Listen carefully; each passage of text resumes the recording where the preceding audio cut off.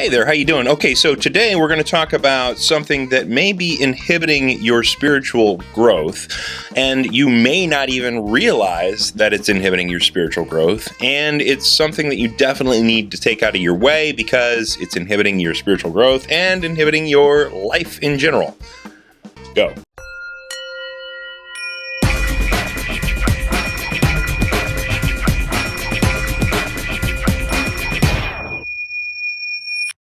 Hey, welcome to the I Am Podcast, where we answer all the questions about spirituality and inner peace that you ever wanted to ask, and where we discover the secrets of humanity and divinity through a better understanding of both. I am your host, Sean Webb. Okay, so this week we're going to start with an email that I got just recently from John.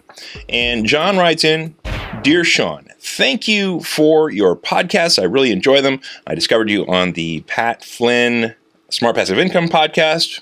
Props out to Pat Flynn again. He's awesome. And I just wanted to ask you a question. I'm not new to meditation. I've been meditating for some time, and one time, about 3 months ago, I started to feel the buildup of energy that you explained in some of your previous podcasts, and it was so powerful, it scared me. I backed away from that experience, stopped my meditation, and have gone back infrequently since. Can you explain what's going on there? Okay, John, yes. In the previous podcasts, we talked about, and this is a huge issue. We're gonna hit on a few facets of fear and how they inhibit our growth. Back in the previous episodes in the Body, Mind, Spirit 101, we explained fear as, what is universally accepted by psychology and neuroscience, that anytime a portion of sense of self comes into a potential threat, fear is the result. It's an automated process in the limbic system that when a portion of what you see as you comes into peril, fear preps the body for fight or flight, that type of thing. Okay, so when we're talking about spiritual growth, when we're talking about personal growth,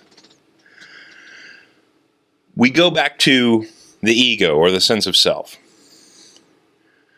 Anytime the sense of self has a potential to be changed, fear is a natural reaction. Because the sense of self doesn't know what's on the other side of the wall. It doesn't know what's on the other side of the door. So if there is a potential change in the sense of self, then fear arises naturally. Now, for me, fear is usually an indicator that says, okay, we got to hit the gas. We got to go into this thing. We got to figure this out. We got to face this fear. In fact, I helped teach my 3-year-old son.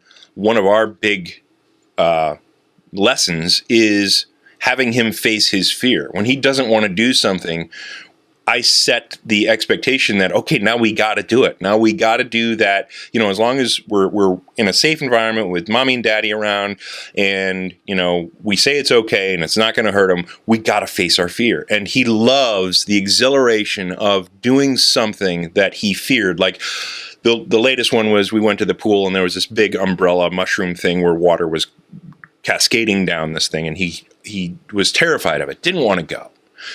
And so we faced our fear. I carried him in through the water. He got it on his face. It wasn't that big of a deal. He wiped it off. And he was so happy that he had broken that barrier of fear and faced his fear and conquered that mushroom of cascading water. And regardless of what our fear is in life, a lot of times we will feel the same thing in living through something that we feared horribly previously. And it makes us stronger. That which does not kill us makes us stronger. And so the natural reaction of our bodies and our brains and our minds is that anytime the self comes into a potential change, we fear things. We fear whatever it is that may change us, because we don't know whether we're going to increase in value or decrease in value. It could lessen our sense of self. It could devalue our ego. And so fear kicks in. this can stop us from really dedicating ourselves to the spiritual path, or really dedicating ourselves to change in general, growth in general, whether you want to call it spiritual or not, because fear kicks in anytime we start talking about changing the self. The self is like, no, everything's cool, everything's awesome, I'm the ultimate thing in the universe. Because that's the natural state of the ego, right? It wants to believe it is the all and everything, and that's why it runs your life, etc. But when you start talking about changing that ego, changing that sense of self, that's when the fear kicks in to inhibit that change. The ego works against us in being able to grow spiritually, grow psychologically, grow any which way as a human being. It steps in and says no. So, because a lot of people enter the spiritual path by wanting to add it as an egoic attachment. Okay, I am all these things now, and now I'm going to add spirituality. Now I'm going to add enlightenment. Now I'm going to add growth. That I read all these books and that I understand all this stuff and yada, yada, yada. It doesn't really want to shed the ego or sense of self. It doesn't really want to change. It just wants to add. And so when we talk about getting in there and actually shaking the ego at its foundations and crumbling it into nothingness and replacing it with the experience that we have in meditation and shutting down the default mode network up here in the brain, the ego center of the brain, and we talk about quieting that portion of our mind, and we talk about replacing the ego with the spiritual existence or the non-egoic existence, if you want to step away from spirituality for a second. The ego says no. The natural reaction of the brain is fear to that potential change. The ego would like to say, okay, let's just add spirituality. Let's just add the knowledge of all this cool stuff to what we already are. And that will be an increase. That'll be a valuation increase. But the reality is, when you're talking about spiritual awakening, you're talking about psychedelic experience or mystical experience or experience of consciousness other than ego, you're talking about a potential devaluation. You're talking about a real devaluation of ego because it partially goes away. And so it's at that point that fear kicks in.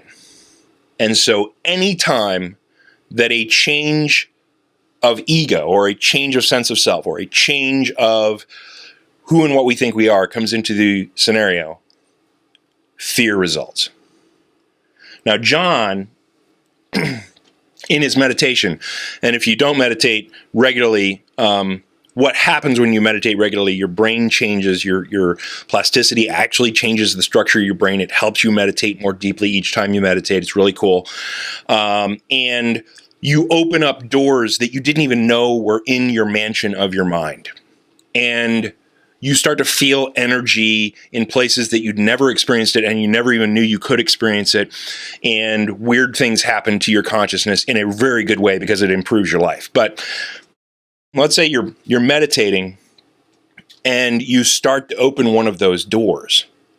This is what John was experiencing when he was meditating. He was at that point to where the brain was willing to work with him, shut down the default mode network of the medial prefrontal cortex, the medial parietal cortex, and the medial temporal lobes, where your theta waves run nuts, and then it taps into fear and increases that level, and yada, yada, yada. We explained that in a couple of episodes ago. At the point that you get to that door and you start to open it and you start to feel that energy within your body that you haven't ever felt before, that triggers fear at an extreme level. If you go back to episode 20 where I explained my enlightenment experience, I was terrified during the few moments before the whole thing exploded.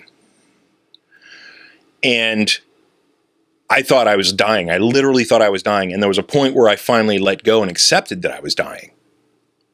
And accepted that I was leaving this plane, this earth, this existence. I was gone. I said goodbye to everyone and everything. Right before that, sheer terror was coursing through my body and mind and et cetera, because of the change that was potentially going to happen to my sense of self, my ego, which I knew, which I sensed was coming, I realized was pending. And that terrified the resulting reaction in the default mode network and changes of ego and hitting into the anterior cingulate cortex, creating fear. That terrified me. And so, just as John experienced, John was about to open that door, sensed the change that was going to happen to his sense of self, and became afraid. And that caused him to back down. That caused him to stop his own spiritual growth or his own psychological growth or whatever you want to call it. That caused him to stop the change that was going to happen. Because his ego stepped in, his sense of self stepped in, the false self that we talked about in episode 2, and it said, no, stop. This isn't good. And so, yet another example of how the ego inhibits our growth and limits our life. But that's the process that occurred. And so we can take this into our everyday lives. We can say, okay, anytime, or we can look at any time that a potential change comes into our life, this is why fear occurs. Okay, so we can look at that from an everyday perspective and improve our lives by saying, okay, this is just an example of how change is triggering a fear response in my mind. And as soon as in the 2007 study at UCLA proved that when you identify and name an emotion, you are separated from it. And it affects you much less than it would if you didn't. So that little step right there is going to help us in our everyday lives. So just being able to identify, okay, my brain is identifying this as a potential change in my environment, in my understanding of self, in my whatever, and that is causing the fear. Okay, so now we can take hold of that and put it out of the way so that we can then make a rational decision about life or about the situation, about whatever's going on. So knowing that process will allow us to take control of it from an everyday situation. But more importantly, when we're talking about growth, when we're talking about overcoming our fears, when we're talking about overcoming our ability to change for the better, when we're talking about overcoming the inhibition to grow spiritually or psychologically or mentally or whatever you want to call it. I call spiritual the thing that is beyond mind and beyond body. When we're talking about growing that way, removing that natural fear of change is critical to our growth. It is critical to our betterment of self. And so, going back to the equation of emotion, expectation and a preference as compared to reality as perceived equals an emotional reaction. Okay, so if we don't have the expectation or preference that fear is going to occur, and all of a sudden fear does occur, well then that emotion itself, the reality of that emotion itself in the equation of emotion creates another sense of fear or uncertainty or whatever, so it kind of compounds and snowballs into a holy cow, I don't want to do this and back away type of situation, type of reaction. If we set our expectation that any time we are going to experience change, there may be a fear response, all of a sudden we don't have the snowball effect. All of a sudden we only have to deal with the one fear, not the fear compounded with the holy cow, I wasn't expecting this fear type of situation. So set your expectation that when you change for the better, there will be some uncertainty and there will be some fear. And that will want to cause you to step back. But instead, I offer this. Anytime you feel fear, unless it's a bodily fear that's going to end your life, and reality is, if you realize, if you go through the enlightenment experience and you realize that you're an immortal spiritual existence that happens to be being carried within this body and when this body passes away, you're still not going to pass away. When you realize that, you can actually be non-afraid of death. Somebody could hold a gun to your head and you'd be like, okay, so. Whenever you feel fear, if you're not in mortal bodily danger of ending your life, hit the gas. Run right through that fear. Run right over that fear. Run right through that situation that scares you. Because from an egoic standpoint, I mean, we all have an ego to a certain extent. We all put on certain attachments, stuff like that. That will be a win for you. Getting through that will feel great.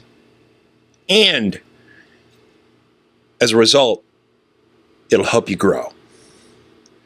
Because at the point that you realize that fear was insubstantial, the next time you face a similar fear, you will be more courageous in life. And you will be more willing to run right through, right over, right around that fear to get growth, to get where you want to go, to get the positive that could come from conquering that fear. So to close this episode out, let me ask you this question. Is fear inhibiting your growth? Is fear inhibiting your ability to change for the better? Because remember, fear is a subconscious process. It happens when a threat to self occurs. And so, does your mind see a potential change in your sense of self as a potential threat?